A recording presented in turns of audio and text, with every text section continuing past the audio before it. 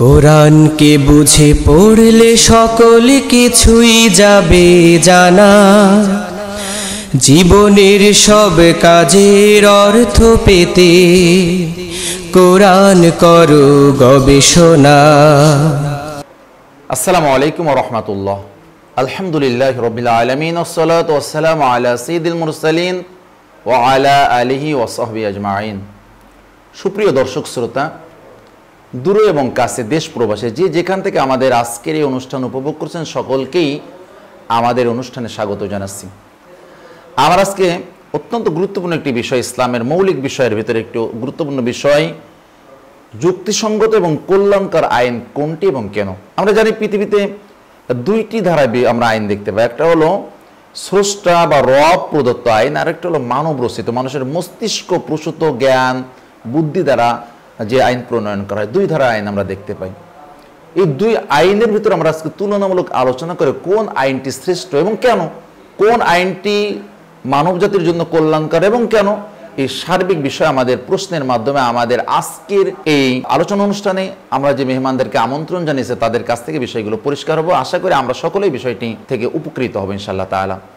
আমাদের আজকের এই বিষয়ে আলোচনা করার জন্য আমরা আমাদের এই স্টুডিওতে আমন্ত্রণ জানিয়েছি বিশিষ্ট কোরআন গবেষক, ইসলামিক চিন্তাবিদ, মিডিয়া ব্যক্তিত্ব, আপনাদের সুপরিচিত ব্যক্তিত্ব, যার আলোচনা আপনারা মিডিয়াতে ঢুকলেই দেখতে পান। আমাদের আজকের আমন্ত্রিত মেহমান মোহাম্মদ মনিরুল ইসলাম। আসসালামু আলাইকুম ওয়া রাহমাতুল্লাহ। আমাদের আজকের আলোচনা অনুষ্ঠানে আরও উপস্থিত আছেন বিশিষ্ট আলেমে দ্বীন, প্রখ্যাত দাঈ ইলাল্লাহ, বিশিষ্ট মিডিয়া ব্যক্তিত্ব হাফেজ মাওলানা হাবিবুর রহমান। আসসালামু আলাইকুম ওয়া রাহমাতুল্লাহি ওয়া বারাকাতুহু। প্যানেল আলোচক হিসেবে আজকে আমরা আমন্ত্রণ জানিয়েছি বিশিষ্ট আলেমে দ্বীন, দাঈ ইলাল্লাহ ময়দানে যার আলোচনা শুনে অনুপ্রাণিত হন, উৎসাহিত হন, বিশিষ্ট মিডিয়া ব্যক্তিত্ব মাওলানা আনোয়ার হুসাইন খান। আসসালামু আলাইকুম ওয়া রাহমাতুল্লাহি ওয়া বারাকাতুহু।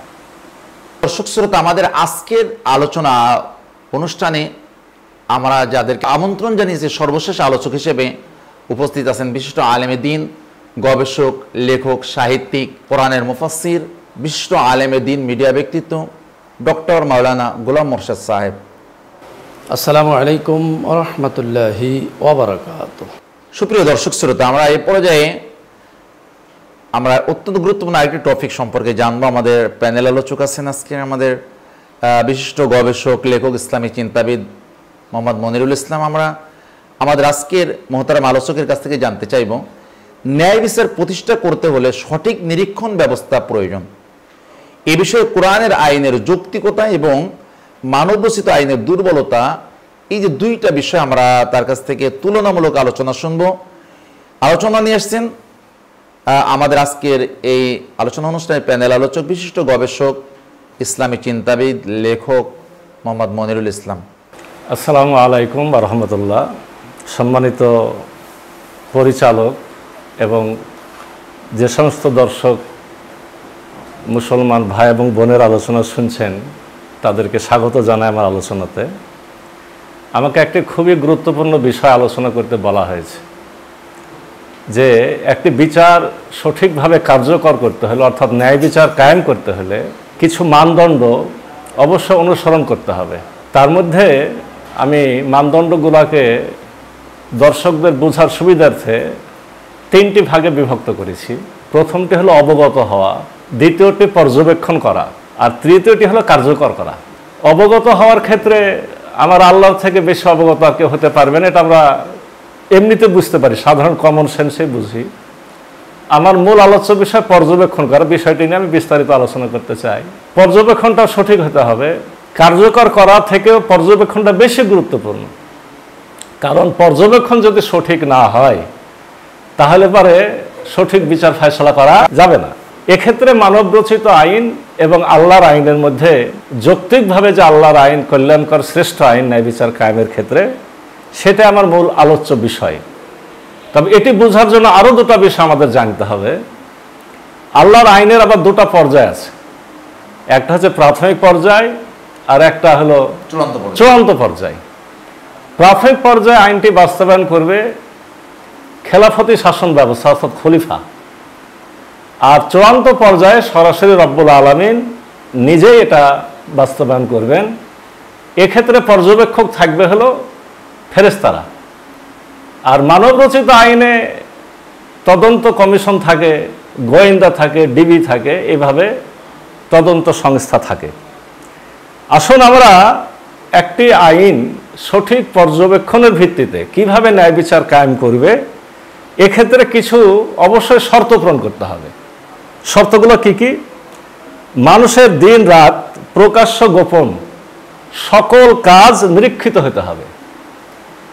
2 নম্বর মানদণ্ড হবে বাহ্যিক কাজের সাথে মনের অবস্থাও নিরীক্ষিত হতে হবে। 3 নম্বর হবে নিরীক্ষণের পদ্ধতি অবশ্যই নিখুঁত হতে হবে। 4 নম্বর হবে যে সকল কাজের ফলাফল চালু থাকে, যেটা আমরা আমলে জারিয়া বলতে পারি, আমলে জারিয়া, সে সকল কাজের নিরীক্ষণ পৃথিবী ধ্বংস হওয়া পর্যন্ত কার্যকর থাকতে হবে। এখন এই 4টি কাজের ক্ষেত্রে মানব রচিত আইন কতটুক পারে আর আল্লাহর আইন কতটুক এটা কার্যকর হয়, সেটা আমাদের মূল কথা আসবে। মানব রচিত আইনে যেটা শুরু করেছিলাম, যে মানব রচিত আইন দিন রাত প্রকাশ্য গোপন, এই বিষয় জানতে অপারগ, সম্ভবই না। কারণ মানব রচিত আইনে পুলিশ, গোয়েন্দা বিভাগ এরা যেহেতু কাজটা করবে, তাদের দ্বারা একটা মানুষের দিন রাত গোপন প্রকাশ্য এটা কখনোই আপনার তদন্ত করা সম্ভব নয় বা পর্যবেক্ষণ করা সম্ভব নয়। কিন্তু আল্লাহর আইনের ক্ষেত্রে আমরা কি বলতে পারি? আল্লাহর আইন হলো প্রাথমিক স্তর যেটা দুনিয়াতে হবে, সেটা মানুষই কার্যকর করবে, অর্থাৎ খলিফা কার্যকর করবে। এক্ষেত্রে মানব রচিত আইনের যে ত্রুটি আর খলিফার আইনের যে কার্যকারিতা অবশ্যই বেশি, কারণ খেলাফতি শাসন ব্যবস্থায় যারা আইন কার্যকর করে তারা অবশ্যই আল্লাহ ভীরু। এজন্য সে যতটুকুই জানতে পারুক না কেন, জবাবদিহিতার অনুভূতি থাকার কারণে এটা অনেকাংশে ভালো হয়। তারপরও ধরে নিতে হবে এটা ত্রুটিপূর্ণই থাকবে, যেহেতু মানুষ।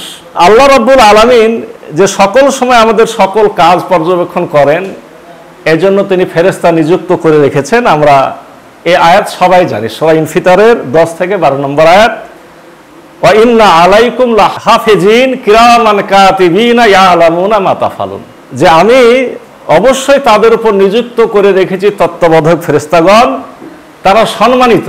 এই সম্মানিতের মধ্যে একটা ব্যাখ্যা আছে। ফেরেশতাদেরকে কেন এখানে সম্মানিত বলা হলো?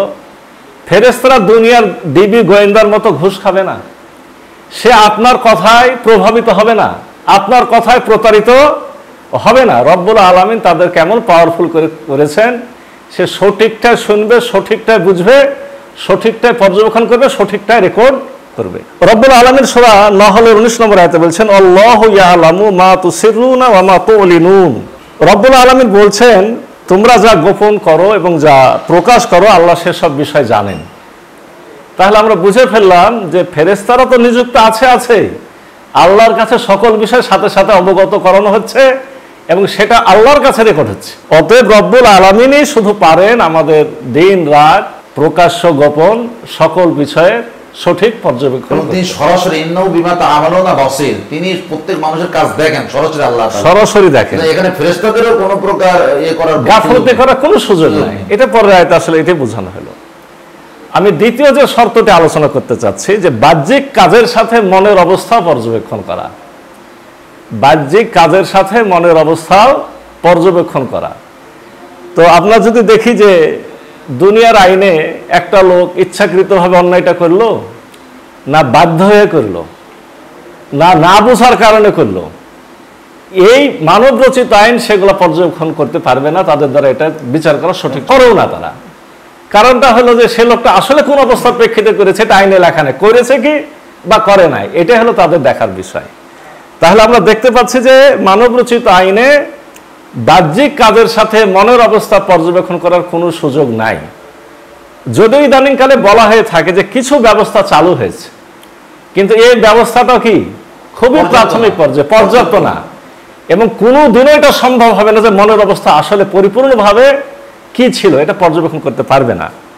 কিন্তু রব্বুল আলামিনের আইনে, যেটা আমরা প্রাথমিক ক্ষেত্রে যেটা বলছিলাম খেলাফতের শাসন ব্যবস্থায়, তারা অবশ্যই এমনিতে বর্তমানে যেটা আমাদের কাছে প্রচলিত মানব রচিত আইন তার থেকে অবশ্যই কিছু হলে ভালো হবে।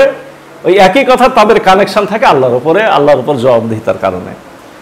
আর রব্বুল আলামিনের ক্ষেত্রে সেটা কেমন? সূরা তাগাবুন 4 নম্বর আয়াতে আল্লাহ বলছেন, ইয়ালামু মা ফিস সামাওয়াতি ওয়াল আরদি ওয়া ইয়ালামু মা তুসিরুনা ওয়া মা তুলিনুন আল্লাহু আলিমুম বিজাতিস সুদূর। আল্লাহ বলছেন, আকাশসমূহ পৃথিবীতে যা কিছু আছে সবই তিনি জানেন। তোমরা যা গোপন করো, যা প্রকাশ করো, সবই তিনি জানেন। আর আল্লাহ অন্তরের বিষয়টাও জানেন, আল্লাহ অন্তরের বিষয়েও খবর রাখেন। আল্লাহ বলছেন গোপন বিষয়গুলো সেদিন কিন্তু পরীক্ষা করা হবে আখিরাতের ময়দানে। সূরা নমলের 74 নম্বর আয়াত আল্লাহ বলছেন, ওয়া ইন্না রাব্বাকা লা ইয়ালামু মা তুকিন্নু সুদুরুহুম ওয়া মা ইউলিনুন। আর তারা অন্তরে যা গোপন রাখে এবং যা প্রকাশ করে তা তোমার রব অবশ্যই জানেন। আগের কথাতে বলা হলো জানেন, আর এখানে বলছে অবশ্যই জানেন, এটা তাকিদ দিয়ে বলা হলো। এছাড়া সূরা বাকারা 284 নম্বর আয়াত আমাদের খুবই পরিচিত, ওয়াইন তুবদু মা ফি আনফুসিকুম আও তুখফুহু ইউহাসিবকুম বিহিল্লাহ ফায়াগফিরু লিমান ইয়াশা ওয়া ইউআযিবু মান ইয়াশা। তোমাদের মনে যা আছে, তোমরা যা প্রকাশ করো, যা গোপন রাখো, আল্লাহ তোমাদের কাছ থেকে তার হিসাব নেবেন এবং আল্লাহ তার নির্ধারিত পদ্ধতি অনুযায়ী, তার নির্ধারিত আইন অনুযায়ী যাকে ইচ্ছা ক্ষমা করবেন এবং যাকে ইচ্ছা শাস্তি দিবেন। আল্লাহর প্রোগ্রামে যেটা শাস্তি দেওয়া সেটাতে শাস্তি দিবেন, আর যেটাতে নেকি দেওয়া তিনি নেকি দিবেন, যাকে মাফ করা মাফ করবেন, যাকে শাস্তি দেওয়া শাস্তি দেবেন। তাহলে আমরা যেটা বুঝে নিলাম যে ফেরেশতারা হলো আল্লাহর গোয়েন্দা এবং তারা সকল কিছু রেকর্ড করে রাখছে। আর এই চূড়ান্ত বিচারের দিনে এই রেকর্ড অনুযায়ী রব্বুল আলামিন পুরস্কার বা শাস্তি দেবেন। অতএব এক্ষেত্রে আমরা বুঝতে পারলাম যে প্রত্যেকটা কাজ করার সময় মনের অবস্থা পর্যবেক্ষণ করানো হচ্ছে, নিরীক্ষণ করানো হচ্ছে এবং রব্বুল আলামিন নিজেই নিরীক্ষণ করছেন।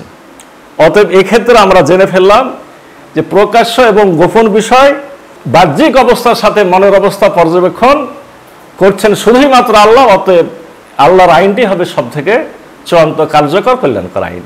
এবার আসি আর একটা শর্ত কল্যাণকর আইনের ক্ষেত্রে, সেটা হলো নিরীক্ষণের পদ্ধতি নিখুঁত হওয়া। নিরীক্ষণের পদ্ধতি নিখুঁত হতে হবে। এই প্রশ্নটা আসতো না। আলহামদুলিল্লাহ আধুনিক সময়ে আমরা যখন ভিডিও রেকর্ডের ব্যবস্থা পেয়ে গেছি তখন এই আলোচনাটা আসা দরকার। কারণ ভিডিও রেকর্ড যখন এসেছে তখন আমরা খুব ভালো করে বুঝছি যে রব্বুল আলামিন কিভাবে আপনার আমার কথা কাজ রেকর্ড করছে। বিশেষ করে সিসি ক্যামেরাতে আরো বেশি।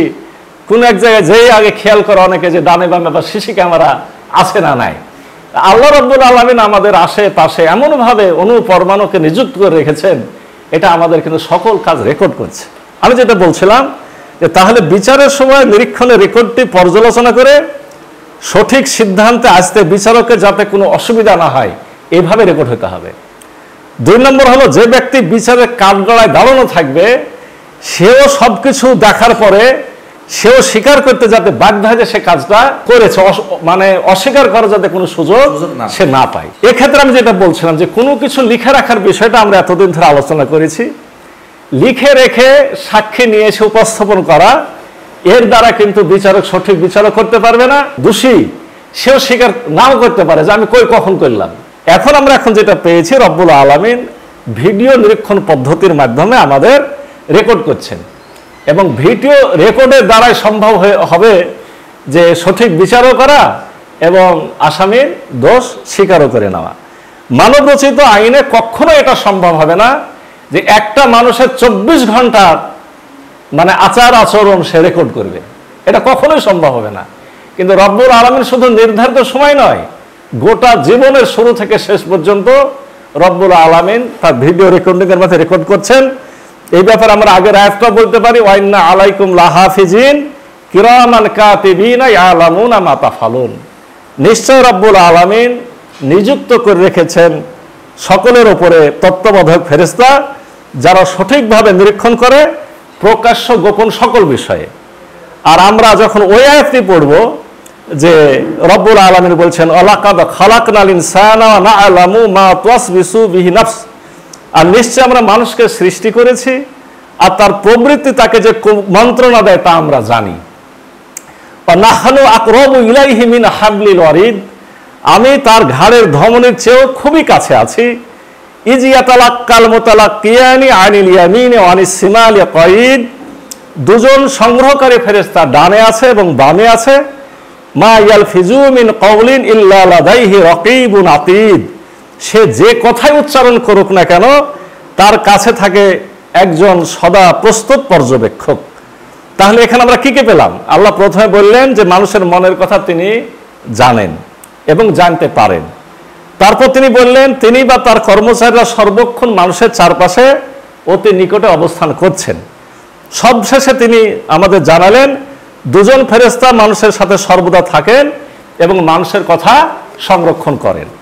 এখন এই সংরক্ষণের পদ্ধতি যে ভিডিও রেকর্ডের মাধ্যমে, সেটা আমরা পাচ্ছি কোথায়? সূরা জিলজাল 99 নম্বর সূরা 6 থেকে 8 নম্বর আয়াত। ইয়াউমাইজি ইয়াসদুরুন নাসু আসতাতাল লিউরাওয়ান আলাহুম ফামান ইয়ামাল মিসকালা যাররাতিন খায়রা ইয়ারা ওয়া মান ইয়ামাল মিসকালা যাররাতিন শাররা ইয়ারা। সেদিন অর্থাৎ কিয়ামতের দিন মানুষ ভিন্ন ভিন্ন দলে বের হয়ে আসবে এবং তারা সম্মুখে অগ্রসর হবে তাদেরকে যাতে তাদের কৃতকর্ম দেখানো যায়। অর্থাৎ কেউ অনুপরিমাণ ভালো কাজ করলেও সে দেখতে পাবে, কেউ অনুপরিমাণ মন্দ কাজ করলেও দেখতে পাবে। এখানে সরাসরি ইউরাউ আন আলাহুম স্পষ্ট বলে তারা যাতে দেখতে পায়, তো রেকর্ডটাই তারা দেখবে, এই আয়াতে এটা স্পষ্ট করে দেওয়া হয়েছে। আমি আর একটা শর্ত পর্যবেক্ষণের ব্যাপারে, পর্যবেক্ষণ দ্বারা সঠিক ন্যায় বিচার কায়েমের ক্ষেত্রে একটা শর্ত আলোচনা করব, সেটি হলো চালু থাকা বিষয়গুলো, অর্থাৎ যে কাজগুলো আমি শুরু করে দিয়েছি সে খারাপও হতে পারে, সেটা ভালোও হতে পারে। এই চালু থাকা বিষয়গুলো পৃথিবী ধ্বংস হওয়া পর্যন্ত নিরীক্ষণের ব্যবস্থা থাকতে হবে। দুনিয়ার বিচারে কি চিন্তা করব, দুনিয়ার আইনে কি চিন্তা করব? যিনি বিচারক হবেন, যিনি উকিল হবেন, যে আদালত হবে, সে আদালত কিছুদিন পরে হারায়া যাবে, এটা অস্থায়ী, এগুলো ধ্বংসযোগ্য। অতএব পৃথিবীর শেষ হওয়ার পূর্ব মুহূর্ত পর্যন্ত জীবিত থেকে দায়িত্ব পালন করা তাদের দ্বারা সম্ভব নয়। আবার পৃথিবী ধ্বংস হওয়ার সময় এবং পরেও তার নিরীক্ষণের রেকর্ড অক্ষত থাকতে হবে। তো এই অক্ষত পৃথিবী ধ্বংস হলে মানুষের যত রকমের পদ্ধতি এটা ধ্বংস হয়ে যাবে, এটা তার অক্ষত থাকবে না। কিন্তু আমরা আল্লাহর আইনে কি দেখতে পাচ্ছি? আল্লাহর আইনে যেটা দেখছি সেটা হলো এই যে ওই একই কথা যে বিচারের প্রাথমিক স্তরে যারা বিচারের কাজ নিরীক্ষণের দায়িত্বে নিযুক্ত আছেন তারা অনেকাংশেই সাধারণ আইনের থেকে ভালো কাজ করবেন। আর রব্বুল আলামিন যে নিরীক্ষণের দায়িত্ব দিয়েছেন ফেরেশতারা, এই ফেরেশতারা পৃথিবী ধ্বংস হওয়া পর্যন্ত টিকে থাকবে। পৃথিবী ধ্বংস হওয়ার পরও তাদেরকে দিয়েই এই পর্যবেক্ষণ রেকর্ড তাদেরকে দিয়ে হাজির করানো হবে। এই ক্ষেত্রে আমি যে কাজটি ভালো কাজ শুরু করেছিলাম, কিয়ামত পর্যন্ত এই ভালো কাজটি কি কি মানুষের উপকার করলো, এটা দুনিয়ার আইনে কখনো সম্ভব হচ্ছে না। কিন্তু রব্বুল আলামিনের আইনে কেন সম্ভব হচ্ছে? পৃথিবীতে আমি এখন একটা ভালো কাজ চালু করেছি বা খারাপ কাজ চালু করেছি, এই নিরীক্ষণের দায়িত্বে যেহেতু ফেরেশতারা, এটা অক্ষত থাকছে এবং মৃত্যুর পরে আমাদের কিয়ামতের মাঠে তারা সেটা আমাদের সামনে হাজির যেহেতু করবে, অতএব এক্ষেত্রে শুধুমাত্র ন্যায় বিচার কায়েম করা সম্ভব, অন্য কোনো আইন দ্বারা ন্যায় বিচার কায়েম করা সম্ভব নয়। যে আমরা আমাদের মোহতারাম আলোচক গবেষক মোহাম্মদ মনিরুল ইসলাম সাহেবের কাছ থেকে জানতে পারলাম যে আসলে আল্লাহর আইন দ্বারাই কেবলমাত্র ন্যায় বিচার সম্ভব। তার কারণ হলো যে আল্লাহ তাআলা যে নিখুঁত নিরীক্ষণ ব্যবস্থা এবং তার স্থায়িত্ব, এবং তিনি যেভাবে মানুষের আমলনামা হাজির করবেন, যেভাবে বিচারের আওতায় আনবেন, যেভাবে তার সামনে তার কর্মগুলো উপস্থাপন করা হবে ভিডিও রেকর্ডের মাধ্যমে, যেখানে অস্বীকার করার বা না মেনে নেওয়ার কোনো সুযোগ থাকবে না, এইভাবে যখন এত নিখুঁতভাবে আইন পর্যবেক্ষণ করে এবং বিচারের অধীনে এনে মানুষকে বিচার করা হবে, সেখানে ভুল বিচার হওয়া বা অন্যায় বিচার হওয়া এটা কোনোভাবেই সম্ভব না।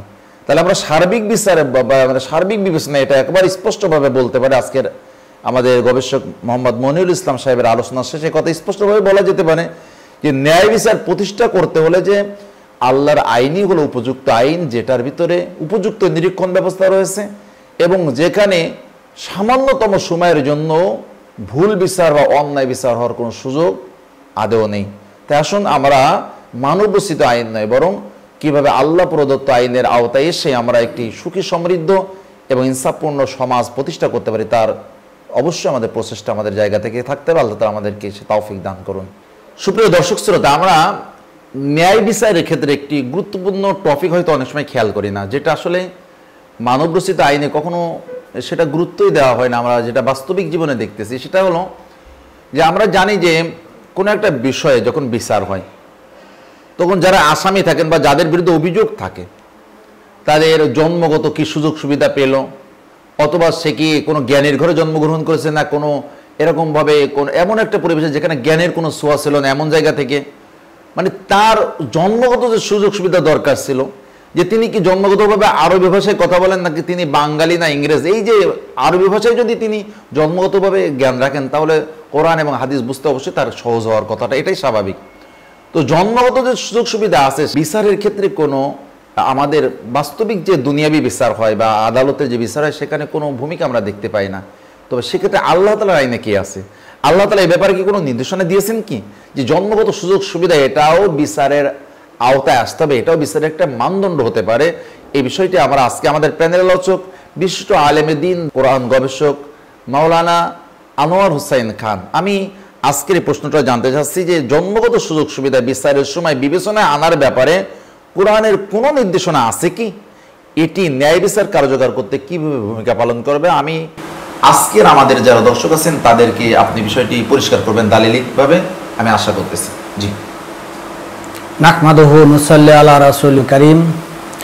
উপস্থিত আজকের অনুষ্ঠানের উপস্থাপক, প্রশ্নের জবাবে যেটা বলতে চাই, বিচারের সময় জন্মগতভাবে সুযোগ সুবিধা কম বেশি পাওয়ার বিষয়টি অবশ্যই বিবেচনায় আনতে হবে, তা না হলে এটা ন্যায় বিচার হবে না। আইন জানা ও মানা সম্পর্কিত সুযোগ সুবিধা যদি কোনো ব্যক্তি জন্মগতভাবে বেশি বা কম পেয়ে থাকেন তাহলে আইন মানা বা না মানার ভিত্তিতে বিচার করে পুরস্কার বা শাস্তি দেওয়ার সময় সেটি বিবেচনায় আনতে হবে, না হলে ওই বিচারটি ন্যায় বিচার হবে না।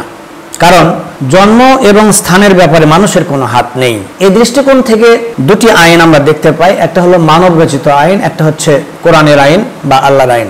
মানব রচিত আইনে সাধারণত এটা আনা হয় না। যেমন মানব রচিত আইনে ধনীর ঘরে জন্মগ্রহণ করা ব্যক্তি অধিক বিলাসবহুল জীবনযাপনের করার জন্য চুরি করলে তার যে শাস্তি, গরিবের ঘরে জন্মগ্রহণ করা ব্যক্তি চুরি করলে একই শাস্তি, এটা মানব রচিত আইন। তো আল্লাহর আইন তার ব্যতিক্রম আমরা দেখতে পাই। আল্লাহর আইন বা কোরআনের আইনে দুনিয়া ও পরকালে উভয় স্থানে বিষয়টি গুরুত্বের সাথে বিবেচনা করা হবে। জন্মগতভাবে বেশি বা কম পাওয়া সকল বিষয় সেখানে বিবেচনায় আনা হবে। যেমন জন্মগতভাবে বেশি বা কম পাওয়ার বিষয়সমূহে যা থাকতে পারে তার মধ্যে একটা হচ্ছে সম্পদ বেশি বা কম পাওয়া, মেধাশক্তি বেশি বা কম পাওয়া, আরবি ভাষার জানার সুযোগ বেশি বা কম পাওয়া, স্মরণ শক্তি বেশি বা কম পাওয়া, শরীরের গঠন ও গায়ের রং ভালো বা খারাপ হওয়া ইত্যাদি। উদাহরণ হিসেবে উল্লেখ করা যায়, কোরআনের আইনে দুনিয়ার বিচারের ধনীর ঘরে জন্মগ্রহণ করার জন্য জন্মসূত্রে ধনী হওয়া ব্যক্তি চুরি করলে তার হাত কাটা হবে, কিন্তু গরিবের ঘরে জন্মগ্রহণ করে পেটের দায়ে চুরি করলে তার কোনো শাস্তি নেই। তবে দুনিয়ার বিচারের তথ্য দুর্বলতা ও বিচারকের বিচক্ষণতার অভাবে এই দৃষ্টিকোণ থেকে সবার ব্যাপারে শতভাগ বিচার করা সম্ভব হয় না, কিন্তু চূড়ান্ত বিচারে বা পরকালীন বিচারে এই বিষয়টি নিখুঁতভাবে এনে চূড়ান্তভাবে পুরস্কার বা শাস্তি দেওয়া হবে। এই কথাটি কোরআনের আইনের প্রণেতা আল্লাহ রাব্বুল আলামিন নিজেই নিম্নোক্তভাবে জানিয়ে দিয়েছেন, ওয়াহুয়াল্লাযী জাআলাকুম খালাইফাল আরদা রাফা'a বা'দাকুম বা'দিন ফাওকা দারাজাতিল লিয়াবলুয়াকুম ফীমা আতাকুম। আল্লাহ তাআলা তার ভাষায় বলছেন সূরাতুল আনামের 165 নম্বর আয়াতে, তিনি তোমাদেরকে পৃথিবীতে প্রতিনিধি বানিয়েছেন এবং তিনি জন্মগতভাবে তোমাদেরকে একজনকে অন্যজন হতে বিভিন্ন দিক দিয়ে অধিক মর্যাদা বা সুযোগ সুবিধা দিয়েছেন, যেন যাকে যা দেওয়া হয়েছে তার ভিত্তিতে তোমাদের পরীক্ষা বা বিচার করতে পারেন। মহান আল্লাহ এখানে জানিয়ে দিয়েছেন, জন্মগত কারণে কোনো ব্যক্তি ইসলাম জানা ও মানার ব্যাপারে সুযোগ সুবিধা বেশি বা কম পেয়ে থাকলে পরকালের বিচারে তা বিবেচনায় এনে তিনি বিচার করবেন বা পুরস্কার বা শাস্তি দিবেন। এই সুযোগ সুবিধা পূর্বে বর্ণিত সুযোগ সুবিধার যে কোনোটি হতে পারে। আরো একটি আয়াতে আল্লাহ বলছেন, ওমা কুন্না মুআযযিবিনা হাত্তা নাবআসা রাসূলা, আর আমরা রাসূল বা বার্তাবাহক না পাঠানো পর্যন্ত কাউকে শাস্তি দিই না। অন্য আয়াতে আল্লাহ বলছেন, ওমা আহলাকনা মিন ক্বরিয়াতিন ইল্লা লাহা মুনজিরুন, সূরা শুআরার 208 নম্বর আয়াত। আর আমরা এমন কোন জনপদ ধ্বংস করিনি যার জন্য সতর্ককারী ছিল না। আরেকটি আয়াতে আল্লাহ বলছেন, জালিকা আল্লাম ইয়াকুর রাব্বুকা মুহলিকাল কুরা বিজুলমি ওয়া আহলুহা গাফিলুন। এটি অর্থাৎ দিন জানিয়ে দেওয়া হয়েছে এই জন্য যে তোমার রব কোন জনপদকে তার আদেশ সম্পর্কে অনবহিত থাকা অবস্থায় ধ্বংস করার মতো একটি জুলুমও করেন না। এই তিনটি আয়াতের মাধ্যমে আল্লাহ পরিষ্কারভাবে জানিয়ে দিয়েছেন ইসলামের দাওয়াত না পৌঁছিয়ে তিনি কোনো ব্যক্তি বা কোনো জনগোষ্ঠীকে ইসলামের বিধিবিধান অমান্য করার কারণে শাস্তি দেবেন না। অর্থাৎ এখানে জানিয়ে দিয়েছেন জন্মস্থানের কারণে যে ব্যক্তি ইসলাম জানতে পারেনি এবং যে ব্যক্তি সহজে ইসলাম জানতে পেরেছে, উভয় ব্যক্তির ইসলামের বিধিবিধান অমান্য করার কারণে পরকালের পুরস্কার বা শাস্তি দেওয়ার মানদণ্ড ভিন্ন হবে। প্রথম গ্রুপের মানদণ্ড দ্বিতীয় গ্রুপের মানদণ্ডের তুলনায় অপেক্ষাকৃত সহজ হবে। সম্মানিত দর্শক শ্রোতা, প্রশ্নকারীর এই প্রশ্নের জবাবে আমি কথা বলতে চাই, জন্মগতভাবে সুযোগ সুবিধা যদি কেউ কম বা বেশি পেয়ে থাকে সে ব্যাপারে আল্লাহ রাব্বুল আলামিন যে কথাটি আমাদেরকে মেসেজ প্রদান করেছেন কোরআনুল কারীমের মাধ্যমে, বিচারের সময় জন্মগতভাবে সুযোগ সুবিধা বেশি বা কম পাওয়া বিষয়টি অবশ্যই বিবেচনায় আনতে হবে, না হলে ন্যায় বিচার হবে না। সুপ্রিয় দর্শক শ্রোতা, আমরা আমাদের আজকের প্যানেল আলোচক বিশিষ্ট আলেমে দ্বীন, দাঈ ইলাল্লাহ, গবেষক মাওলানা আনোয়ার হোসেন খান সাহেবের আলোচনা থেকে বিষয়টি পরিষ্কার হলাম। আশা করি আপনারাও বিষয়টি সম্পর্কে গভীরভাবে বুঝতে পেরেছেন। সেটা হলো এই যে ন্যায় বিচারের একটি শর্ত হলো যাকে যতদূর বেশি সুযোগ সুবিধা দেওয়া হবে তার বিচারটিও কঠিন হবে ততটাই। আবার যে তার জন্মগতভাবে তার জীবনযাপনের ক্ষেত্রে সুযোগ সুবিধা যত কম পাবে তার বিচারের ক্ষেত্রে সেটা অবশ্যই বিবেচনা আনতে হবে এবং এটা ন্যায় বিচার একটি মানদণ্ড। তার মানে সবাইকে একই আইনে একইভাবে বিচার করে এটা ন্যায় বিচার নয়, বরং প্রত্যেকের অবস্থান, তার জ্ঞানের অবস্থান, তার জানার অবস্থান, তার জন্মগত যে সুযোগ সুবিধা সব কিছুই হলো যখন বিচারের ক্ষেত্রে মানদণ্ড হিসেবে বিবেচনা করা হবে তখনই কেবলমাত্র সত্যিকারের ন্যায় বিচার বলতে যা বোঝায় তা সম্ভব এবং তা কেবলমাত্র আল্লাহর আইনেই সম্ভব। এবং সেটা যে করা হবে আমরা আমাদের আলোচকের কাছ থেকে জানতে পেরেছি, যেখানে আল্লাহ তাআলা কোরআনুল কারীমের মাধ্যমে বিভিন্ন আয়াতের মাধ্যমে সেটা আমাদেরকে জানিয়ে দিয়েছেন যে এই সুযোগ সুবিধা মানে যাকে যা দেওয়া হয়েছে তার ভিত্তিতে বিচার করা হবে। মানে যাকে যে সুযোগ সুবিধা দেওয়া হয়েছে, যে তার জায়গা থেকে যে সুযোগ সুবিধা পেয়েছে সে তার বিচারের আওতায় আসবে এবং এটাই ন্যায় বিচারের মানদণ্ড উচিত। এটা আমরা প্রত্যেকে নিজেকে প্রশ্ন করলে এটা বুঝবো যে একজন মানুষ দেওয়ালের ওই পাশে দেখবে যার হাইট 5 ফিট,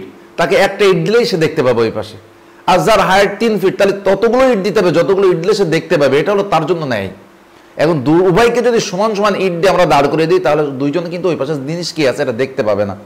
সেক্ষেত্রে তার জন্মগত বা তার অবস্থানগত বিষয়টা অবশ্যই বিবেচনা আনতে হবে এবং এর মাধ্যমেই ন্যায় বিচার সম্ভব। আর সেটা অবশ্যই মানব রচিত আইনে নয়, আল্লাহ প্রদত্ত আইনেই সম্ভব। তাই আসুন আমরা আল্লাহ প্রদত্ত আইনকে শ্রদ্ধার সাথে আমরা আনুগত্যের সাথে গ্রহণ করি এবং তা সার্বিকভাবে সমাজে প্রতিষ্ঠিত হয়ে যায়। এই জন্য আমাদের অবস্থান থেকে আমরা কার্যকর ভূমিকা রাখি। আল্লাহ তাআলা আমাদের সকলকে সে তৌফিক দান করুন, আমিন। সুপ্রিয় দর্শক শ্রোতা, আমরা আইন প্রণয়নকারী এবং আইন প্রয়োগকারী দুইটা আমরা পর্যায়ে দেখতে পাই। যে আইন প্রণয়ন করা হয় এক জায়গা থেকে আর আইন প্রয়োগ করা হয় আর একটা পদ্ধতিতে, বা সেখানে আরো আইন কর্মকর্তা থাকেন, প্রয়োগকারী থাকেন, আমরা সেটা দেখতে পাই। তো সেক্ষেত্রে আইন প্রণয়নকারীর নিরপেক্ষতা ও আইন প্রয়োগকারী কর্মকর্তা কর্মচারীদের নিরপেক্ষতার বিচারে মানব রচিত আইন এবং কোরআনের আইনের তুলনামূলক আলোচনা শুনতে চাই। এখানে যে আইন প্রণয়নকারীদের দিকে আল্লাহ তাআলা, অন্যদিকে মানুষ প্রয়োগকারী আমরা দেখতে পাই ওইভাবে ভিন্ন ভিন্ন। তো এই ক্ষেত্রে যে নিরপেক্ষতা এটা কল্যাণের দিক থেকে বা যুক্তিগত দিক থেকে কোনটা এগিয়ে এবং কেমন? আসসালামু আলাইকুম ওয়া রাহমাতুল্লাহ। ইন্নাল হামদুলিল্লাহ ওয়াসসালাতু ওয়াসসালামু আলা রাসূলিল্লাহ বাদ। সম্মানিত দর্শক শ্রোতা মণ্ডলী, আপনারা যে যেখান থেকে দেখছেন সকলকে জানাই আন্তরিক অভিনন্দন ও মোবারকবাদ। আমার কাছে প্রশ্ন করা হয়েছে মানবরচিত আইন ও কোরআনের আইনের তুলনামূলক আলোচনা। সম্মানিত দর্শক শ্রোতা মণ্ডলী, আমরা দেখতে পাই কোনো আইন সবার জন্য সমানভাবে কল্যাণকর হতে হলে আইন প্রণেতাকে সকল দিক থেকে ন্যায়ের পক্ষে অবস্থান করতে হবে। এক্ষেত্রে আমরা যেটি দেখতে পাই যে শুধুমাত্র আল্লাহ পাক তিনি নিরপেক্ষ এবং সবার জন্য তিনি সমানভাবে রব অর্থাৎ আইন প্রণেতা। তিনি যে আইন প্রণয়ন করেছেন সেটা সার্বজনীন এবং কল্যাণকর। এই জন্য সার্বজনীন আমরা দেখতে পাই কোনো আইন যদি সার্বজনীন হতে হয় এবং সবার জন্য যদি কল্যাণকর হতে হয় তাহলে অবশ্যই তাকে একক সত্তা হতে হবে। এক্ষেত্রে আল্লাহ পাক একক সত্তা, তিনি কাউকে পার্টনার রাখেননি বা আল্লাহর কোনো প্রতিপক্ষ নাই, তিনি কাউকে জন্ম দেন নাই, কারোর থেকে জন্ম নেন নাই।